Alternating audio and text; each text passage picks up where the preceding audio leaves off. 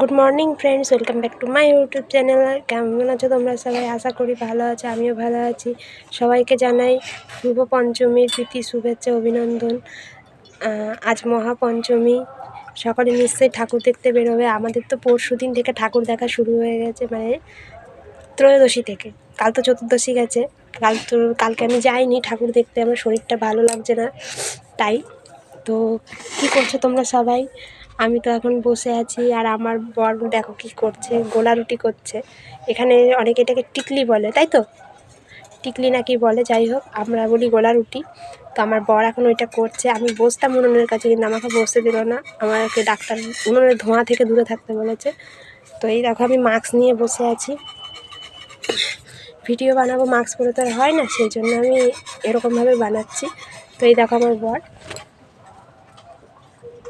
High বলো। ও এখন বানাচ্ছে, এই দেখো বানিয়েছে, ওই দেখো বানাচ্ছে।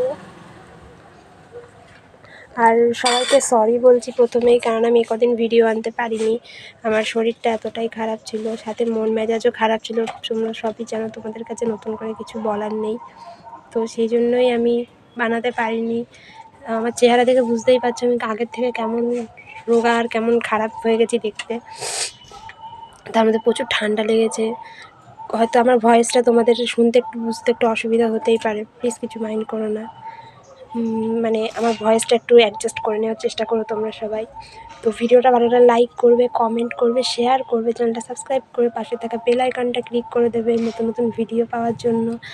আর আমরা যদি আজকে ঠাকুর দেখতে যাই, তোমাদের অবশ্যই ঠাকুরগুলো শেয়ার করবো, ভিডিও শেয়ার করবো। আর তোমরা ঠাকুরের কাছে প্রার্থনা করো যাতে আমি অনেকটা সুস্থ হয়ে যাই। আর আরেকটা কথা তোমাদের বলি, আমার এই যে বললাম কদিন ধরে বুকের এইখানে ব্যথা ছিল, হার্টের ওখানে। তো ডাক্তারের চেক আপ করেছে, ডাক্তার চেক আপ করে রিপোর্ট বলেছে খুব ভালো রিপোর্ট নেই, খুব খারাপ রিপোর্টও নেই। তবে আমি যার জন্য ভালো সুস্থ হয়ে গেছি সেটা হচ্ছে আমার বড় ঠাকুর।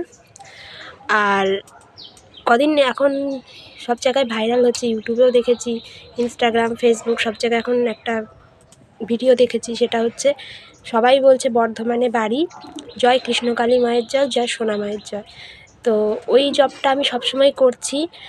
তো জয় কৃষ্ণকালী মায়ের জয়, জয় সোনা মায়ের জয়, এই জবটা আমি সবসময় করাতে আমি অনেকটা সুস্থ আছি। আর আমার বড় ঠাকুর, তার নাম তো আমি সারাদিন করি, সেই জন্য আমি সুস্থ হয়ে গেছি। তো ঠাকুরের কাছে মানসিক করা আছে, আমি যাব, যে এবারে বড় ঠাকুরকে একটা সোনার টিপ দেওয়ার কথা আছে।